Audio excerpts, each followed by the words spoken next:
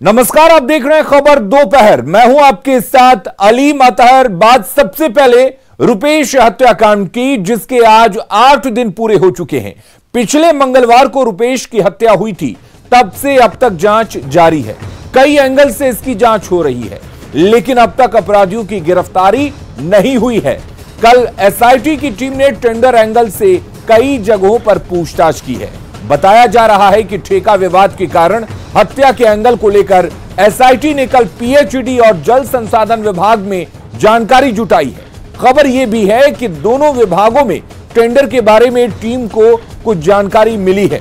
बताया जा रहा है कि रुपेश के भाई और रिश्तेदार लेवल 3 ठेकेदारी करते थे। लेवल 3 का मतलब होता है 1.5 से 3.5 करोड़ के बीच की ठेकेदारी होती थी। इसका टेंडर विभाग में नहीं बल्कि जिले में होता है। जानकारी मिलने के बाद टीम 4 जिलों में जांच करेगी। कि एयरपोर्ट की पार्किंग को लेकर उनको विवाद था, फिर उनके जो भाई और बहनोई की जो बात है कि ठेकेदारी की बात है, वो ठेकेदारी भी लेते हैं। हमारे सिटी एसपी भी गए थे 2-3 विभाग में, वहाँ पर उन्होंने पीएचडी में भी गए थे और वाटर रिसोर्स डिपार्टमेंट में भी गए थे। वहाँ पर जो उन्होंने प्रॉविडेंट ठेकेदारी की बात आई थी, उसको उन्होंने छानबीन किया है और हम लोगों को पता चला है कुछ ठेके उन्होंने दिए थे। देखिए, मल्टीपल मोटिव्स आ रहे हैं और सभी पे अनुसंधान हम लोग कर रहे हैं और हम लोग पैरेलल कई दिशा में हम लोग अपने इंटेलिजेंस को गैदर कर रहे हैं और टेक्निकली भी अनुसंधान बढ़ा रहे हैं। एसटीएफ भी लगी हुई है। हम लोग को उम्मीद है कि हम लोग जल्दी केस क्रैक करेंगे। और हमारे साथ संजय जुड़े हुए हैं। संजय, 1 हफ्ते से ज्यादा का वक्त बीत चुका है, लेकिन क्या पुलिस अभी तक कोई ठोस एंगल अभी तक पता लगा पाई है, या एक ऐसा एंगल जिसके दिशा में पुलिस का ध्यान ज्यादा है? जी बिल्कुल नहीं। देखिए, आपने खुद एसएसपी उपेंद्र शर्मा की बातें सुनी कि मल्टीपल एंगल पर जांच चल रही है और आईजी संजय सिंह ने बताया कि कोई एक एंगल पर फिलहाल हम लोग कॉन्सेंट्रेट नहीं कर पाए हैं अपने आप पर। तो जाहिर सी बात है, जो मल्टीपल एंगल है, फिलहाल पुलिस उसी एंगल पर काम कर रही है। हाँ, एक बात जरूर है कि जिस तरीके से न्यूज 18 ने कहा था कि इस मामले में जो सोर्सेस है वो बता रहे हैं ये कॉन्ट्रैक्ट का डिस्प्यूट हो सकता है, तो पुलिस ने 7वें दिन दबिश दी है बिहार सरकार के 2 सरकारी महकमों में। एक पीएचईडी विभाग है और दूसरा जल संसाधन विभाग, वाटर रिसोर्सेज विभाग है। और वहाँ के जो चीफ इंजीनियर हैं उनसे घंटों बातचीत हुई है और कई जानकारियां हासिल की गई है। हालांकि जो सोर्सेज बता रहे हैं और जो पुलिस अधिकारियों ने माना है, उसके अनुसार पटना से ये कॉन्ट्रैक्ट नहीं उनको मिलता था। उनके जो परिजन है, भाई और बहनोई, उनको जो कॉन्ट्रैक्ट मिलता था वो जिलों से मिलता था। तो लिहाजा अब पटना पुलिस की टीम जिलों के लिए आज जा रही है और जिलों में जो कॉन्ट्रैक्ट दिया जाता था और कौन कौन से दूसरे लोग दावेदार होते थे उस कॉन्ट्रैक्ट के, उनको पुलिस अब लिस्टेड करेगी। और निश्चित तौर पर अब आने वाले दिनों में पुलिस का कॉन्सेंट्रेशन ये जो मामला आया है कॉन्ट्रैक्ट विवाद का, इसी पर रहेगा। हालांकि कई और दूसरे एंगल आए हैं। एक एंगल बेउर जेल से जुड़ा हुआ है कि पटना एयरपोर्ट पर जिस तरीके से सोने की तस्करी के मामले में कई लोग गिरफ्तार किए गए हैं, तो पुलिस ने उन पर भी दबिश दी है, उनसे भी पूछताछ कर कई महत्वपूर्ण जानकारियां हासिल की। तो आने वाले दिनों में पुलिस कई एंगल पर जांच करेगी और पुलिस ने उम्मीद जताई है, जो अधिकारी हैं वो ये कहते नजर आ रहे हैं कि बहुत जल्दी इस पूरे मामले का खुलासा कर दिया जाएगा। जी संजय, यानी कि कुल मिलाकर ये कहना गलत नहीं होगा कि पुलिस के हाथ अब भी कुछ नहीं है और अपना खाली हाथ लेकर पुलिस जगह जगह जा रही है कि उस हाथ में कुछ तो लग जाए ताकि वो कुछ कहने की स्थिति में हो। देखिए, निश्चित तौर पर सच तो यही है कि अभी तक पुलिस के हाथ पूरी तरीके से खाली है और पुलिस अभी तक इस मामले का उद्भेदन नहीं कर पाई है। हाँ, पुलिस अधिकारी उम्मीद जरूर जता रहे हैं कि आने वाले दिनों में निश्चित तौर पर इस पूरे मामले का वो खुलासा कर देंगे। जी चलिए, बहुत बहुत शुक्रिया संजय आपका तमाम जानकारी देने के लिए। और एडीजी पुलिस मुख्यालय ने रुपेश हत्याकांड की गुत्थी जल्द सुलझा लेने का न सिर्फ दावा किया, बल्कि इन्होंने यह भी कह दिया कि इस हत्याकांड में शामिल सभी लोग बहुत जल्द सलाखों के पीछे होंगे।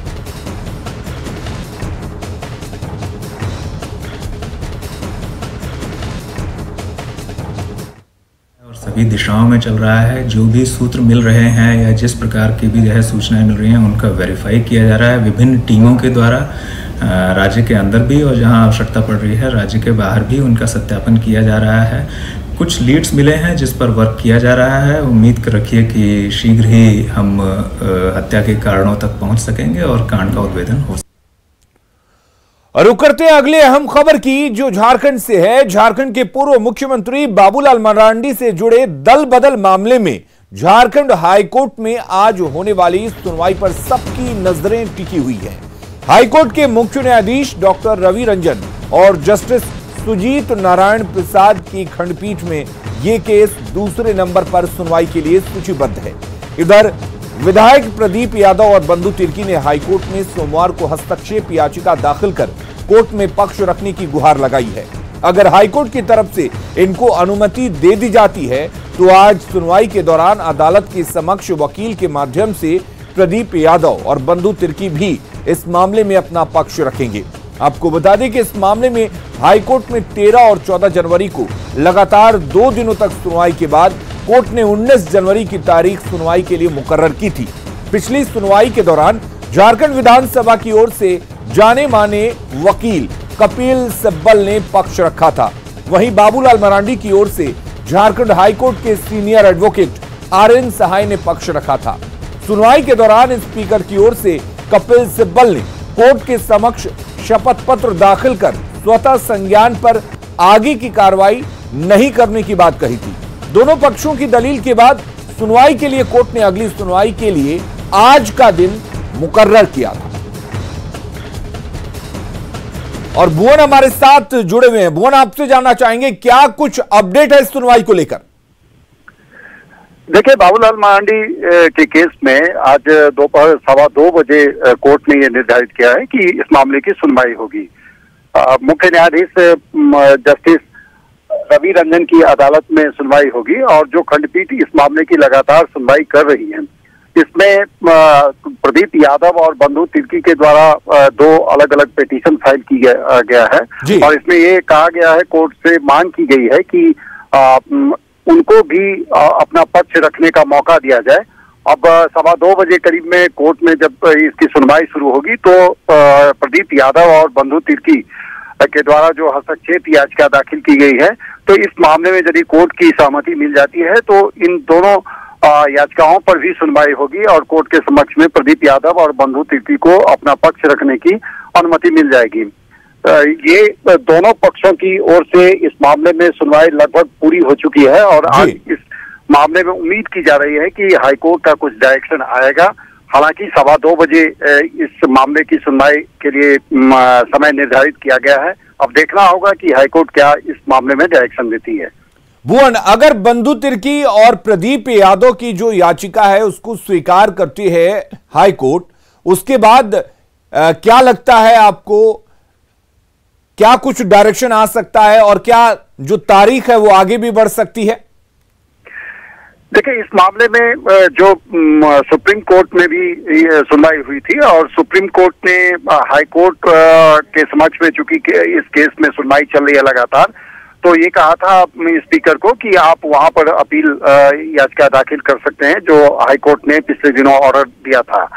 तो रही बात प्रदीप यादव और बंधु तिर्की की, तो बंधु तिर्की और प्रदीप यादव ने जो हस्तक्षेप याचिका दाखिल की है, तो उसमें उनको ये कहा गया है, कोर्ट के तरफ से मांग की गई है कि उन्हें भी मौका दिया जाए पक्ष रखने का। चूंकि झारखंड विकास मोर्चा का जब विलय हुआ था भारतीय जनता पार्टी में, तो ये प्रदीप यादव और बंधु तिर्की भी 2 अलग विधायक थे। हालांकि उन्होंने कांग्रेस का दामन थामा था।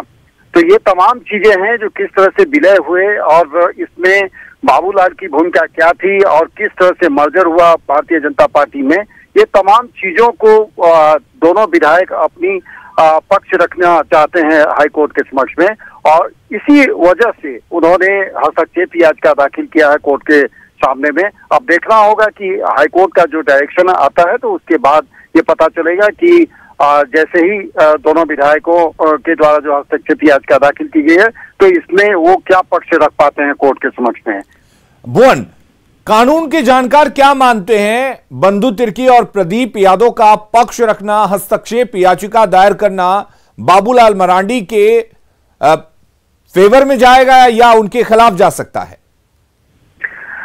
देखिए, बंधु तिर्की और प्रदीप यादव ने जो हस्तक्षेप याचिका दाखिल किया है, तो वो फेवर में नहीं जाएगा। इसलिए नहीं जाएगा क्योंकि आपको याद होगा कि स्पीकर के समक्ष में भी दोनों विधायकों ने बाबूलाल के खिलाफ में नोटिस जारी करने के लिए वहां आवेदन दिया था और इस मामले में स्पीकर ने दोनों विधायक के आवेदन पर बाबूलाल मरांडी को पिछले दिनों नोटिस भी जारी किया है। अब तक 5 ऐसे विधायक हैं विधानसभा में जो बाबूलाल के खिलाफ नोटिस जारी करने के लिए और दल बदल का आरोप लगाते हुए स्पीकर के समक्ष में एप्लीकेशन दिया है। तो कहीं ना कहीं ये साफ होता है कि हाईकोर्ट के समक्ष जैसे ही ये हस्तक्षेप याचिका दोनों विधायक ने कल दाखिल की है तो वो अपनी बातों को रखेंगे और बाबूलाल के खिलाफ में ही वो बोलेंगे, क्योंकि उन्होंने ये कहा है कि कहीं ना कहीं वायलेशन हुआ है दल बदल को लेकर के। हालांकि जो बाबूलाल की तरफ से जो वो इंतजार करते हैं हाईकोर्ट क्या कुछ आज बात करती है और क्या डायरेक्शन देती है, उसका हम इंतजार कर लेते हैं। आप इस बड़ी खबर पर नजर बनाए रखिएगा, हम आपसे लगातार जानकारी लेते रहेंगे। नीतीश मंत्रिमंडल के विस्तार में अभी वक्त है, यह कहना है खुद सीएम नीतीश कुमार का। इसके पहले यह कयास लगाए जा रहे थे कि आज कैबिनेट का विस्तार होगा। जल्दी हो जाएगा, लेकिन अब कैसे करेंगे, 2 दिन में होगा कि 10 दिन, लेकिन होगा जल्दी। मंगलवार को मंत्रिमंडल विस्तार की कयासबाजी पर बिहार के मुख्यमंत्री नीतीश कुमार ने विराम लगा दिया। नीतीश कुमार ने बताया कि मंगलवार को मंत्रिमंडल का विस्तार नहीं होगा, लेकिन जल्द ही मंत्रिमंडल का विस्तार हो जाएगा। नीतीश कुमार ने मंत्रिमंडल विस्तार को लेकर घटक दलों के बीच किसी भी तरह की खटपट से इंकार किया। तो सर ऑल इज वेल सब कुछ है ना सर? सब ठीक है, कोई दिक्कत नहीं, कोई दिक्कत नहीं। उन लोगों का आपस में बातचीत का मतलब जो था तो वो कुछ बीच में जो उन लोगों का जो संपर्क और बातचीत करना था, जिनको करना था, तो पार्टी के अंदर थोड़ा उसमें थोड़ा समय लगा है, तो कोई बात नहीं है, लेकिन अब कोई दिक्कत नहीं है। अब सब बात करके फाइनली सब बताएंगे। दरअसल रविवार को बीजेपी के प्रदेश अध्यक्ष संजय जायसवाल और डिप्टी सीएम तारकिशोर प्रसाद ने मुख्यमंत्री नीतीश कुमार से मुलाकात की थी और वापस लौटते समय संजय जायसवाल ने संकेत दिया कि सोमवार सुबह तक तस्वीर साफ हो जाएगी, जिसके बाद ये कयास लगाया जाने लगा कि मंगलवार को मंत्रिमंडल विस्तार होने जा रहा है। लेकिन नीतीश कुमार ने साफ साफ बयान देकर तस्वीर साफ कर दी। हमको लगता है जल्दी हो जाएगा, लेकिन अब कैसे करेंगे, 2 दिन में होगा कि 10 दिन, लेकिन होगा जल्दी। 16 जनवरी को राज्यपाल फागू चौहान ने मुख्यमंत्री के अलावा 14 मंत्रियों को शपथ दिलाई थी, लेकिन मेवालाल चौधरी के इस्तीफे के बाद नीतीश मंत्रिमंडल में मुख्यमंत्री के अलावा 13 मंत्री हैं, जिसमें भारतीय जनता पार्टी के 7 मंत्री हैं, जनता दल यूनाइटेड के 4 मंत्री हैं, हिंदुस्तानी आवाम मोर्चा के 1 मंत्री हैं और विकासशील इंसान पार्टी से 1 मंत्री है।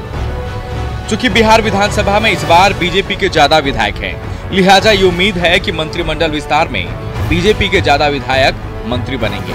किस किस को मंत्रिमंडल में शामिल किया जाएगा अभी ये तस्वीर साफ तो नहीं है, लेकिन शाहनवाज हुसैन को बड़ी जिम्मेदारी मिलने की उम्मीद है और संभावना ये भी है कि इस बार मंत्रिमंडल विस्तार में युवाओं को ज्यादा मौका मिलेगा। न्यूज 18 के लिए पटना से आनंद अमृतराज की रिपोर्ट। और वेब सीरीज तांडव पर राजनीतिक दलों ने भी सवाल उठाए हैं। सभी दलों का कहना है कि किसी भी भावना को ठेस नहीं पहुंचाया जाना चाहिए, फिल्मकारों को ऐसे दृश्यों से बचना चाहिए। तांडव वेब सीरीज के प्रसारण के बाद जिस तरह से लोगों की भावना आहत हुई है, इस पर विवाद हुआ है। मुजफ्फरपुर में परिवाद भी दायर किया गया है। किसी भी निर्माता निर्देशक को इस तरह के फिल्मांकन को प्रसारित करने से पहले इस बात का ध्यान रखा जाना चाहिए कि किसी भी धर्म के लोगों की भावना आहत ना हो। किसी भी फिल्मकार को फिल्म बनाने की जरूर आजादी है, लेकिन ऐसे फिल्म वो न बनाए जिससे सामाजिक, धार्मिक और व्यक्तिगत भावना आहत हो। आजकल एक नई परंपरा चल गया है कि कुछ फिल्मकार तो ऐसे जानबूझ के समाज में द्वेष फैलाने वाले शब्द या कला को डाल देते हैं ताकि उनका फिल्म आने से पहले उनके नामों को पॉपुलर हो जाए, टीआरपी बढ़ जाए।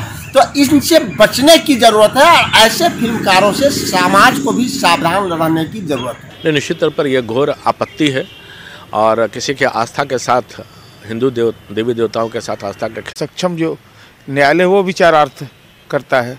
इसलिए ये लोकतंत्र में किसी को अधिकार है, कोई कहीं पर परिवार पत्र दायर कर सकता है देश के किसी भी कोने में। लेकिन क्या इस तरह की फिल्मों के सीन को दिखाने से गुरेज करना चाहिए निर्माताओं को? अब इस संबंध में मैंने फिल्म देखा नहीं, इसलिए मैं कोई टिप्पणी नहीं करूँगा। और ओटीटी प्लेटफॉर्म पर दिखाए जा रहे तांडव वेब सीरीज में विवादित सीन्स को लेकर देश भर में सियासत भी शुरू हो गई है। फिल्म का राजनीतिक दल जहां विरोध कर रहे हैं, वहीं अब हिंदूवादी संगठन आरएसएस और वीएचपी ने भी इसको लेकर विरोध जताया है। पिछले कुछ वर्षों से एक बड़ा वर्ग है सिनेमा मेकर्स का, बुद्धिजीवियों का, जो लगातार सनातन धर्म पर प्रहार करता रहता है और जो हमारे देवी देवता हैं उनको लगातार अपमानित करने का प्रयास किया जाता है। पिछले कुछ वर्षों के अगर आप मूवीज को देखें या पिछले कुछ वर्ष के आप सीरियल्स को देखें तो लगातार ऐसे घृणित प्रयास किए गए हैं। ऐसे घृणित प्रयास की हम कड़ी निंदा करते हैं और इनके खिलाफ तो मुकदमा भी दाखिल हो गया और इन्हें गिरफ्तार करने के लिए जो प्रोड्यूसर्स हैं पुलिस की टीम भी पहुंच गई है। लेकिन ऐसा प्रयास जब भी होगा तो ये सड़कों पर उतर का इसका विरोध होगा। देखिए, धर्म की सबको इज्जत करनी चाहिए। किसी धर्म विशेष के बारे में अगर आप दुष्प्रचार करेंगे, देवी देवताओं को गलत तरीके से आप वहां दिखाने का प्रयास करेंगे तो इसका जोरदार विरोध होगा। कई अश्लील फिल्मों को, हिंदू धर्म के ठेस पहुंचाने वाली फिल्मों को हमने देश में चलने नहीं दिया और आगे भी करेंगे, परंतु ये बोल करके संगठन को आगे उलझाना अभी वर्तमान परिस्थिति में ये उचित नहीं समझते हैं। उसके बाद भी हम विरोध करेंगे। तो पूरे बिहार में ठंड को लेकर ऑरेंज अलर्ट जारी है। वहीं छपरा में भी ठंड काफी बढ़ गई है। कोहरे का असर यह है कि दिन में भी गाड़ियों की हेडलाइट जलानी पड़ रही है। छपरा में ठंड से परेशान लोगों से बात की हमारी संवाददाता संतोष ने। छपरा में भी सर्दी का सितम जारी है और बात अगर आज की करें तो आज साल का सबसे अधिक ठंडा दिन महसूस किया जा रहा है। सुबह से ही कनकनी है, कोहरा छाया हुआ। हम दिखाना चाहें कि ये अस्पताल चौक की सड़क है जो सीधे नगर थाना चौक को जाती है। आप देख सकते हैं किस तरह के हालात है यहाँ पे। कोहरा पूरी तरह से छाया हुआ। दिन में भी गाड़ियाँ जो है लाइट जला करके चल रही है। हमारे साथ कुछ लोग यहाँ मौजूद हैं, इनसे हम बात करते हैं। नाम बता दीजिए। कौशल किशोर। ये जो ठंड इस बार पड़ रही है, किस तरह के हालात हैं? बहुत ज़्यादा है। मोटरसाइकिल पर तो बैठने पर अगर हाथ में ग्लव्स नहीं है तो लगता है कि हाथ का उंगली कट के गिर जाएगा। बहुत ज़्यादा, आज तो बहुत ज़्यादा ठंडा है। धूप निकल ही नहीं रहा है। धूप नहीं निकलने के कारण और ज़्यादा कोल्ड महसूस हो रहा है। हवा बहती है तो लगता है कि पैर हाथ सब जो है ठंडा हो गया। का सीजन चल रहा है। प्रशासन द्वारा कोई व्यवस्था नजर आ रही है? ना, अभी कोई व्यवस्था नहीं है। पहले तो चौकों पर लकड़ियाँ रखी जाती थी, आग सुलगाई जाती, लेकिन कहीं भी ना कोई ठंडी के लिए कोई व्यवस्था नहीं है। ठंड से रास्ते में चलने बहुत कठिनाई है। ड्यूटी निकलने के समय आदमी को मजबूरी है, जाना ही है, लेकिन कहीं भी कोई प्रशासन की तरफ से कोई व्यवस्था नहीं है। रास्ते चलने में हाथ पैर ठंडा हो जा रहा है, लेकिन कहीं भी आके किसी भी चौराहे पर कहीं व्यवस्था नहीं है। ऑफिस जाना मजबूरी है, लेकिन प्रशासन की जो व्यवस्था है वो कहीं नहीं है। चूँकि चौक चौराहे पर आम दिनों में जो ठंड का मौसम होता है तालाब की व्यवस्था कराई जाती है आपदा विभाग द्वारा, लेकिन इस बार आपदा विभाग कहीं ना कहीं पूरी तरह से विफल नजर आ चुके। जो ठंड पड़ रही है उससे लोग काफ़ी परेशान हैं, लेकिन राहत जो प्रशासनिक राहत वो नहीं मिल रही है। लोग ये समझ नहीं पा रहे हैं कि आखिर ये जो ठंड है ये मौसम कब बदलेगा, कब लोगों को राहत मिलेगी। संतोष गुप्ता, न्यूज़ 18, छपरा।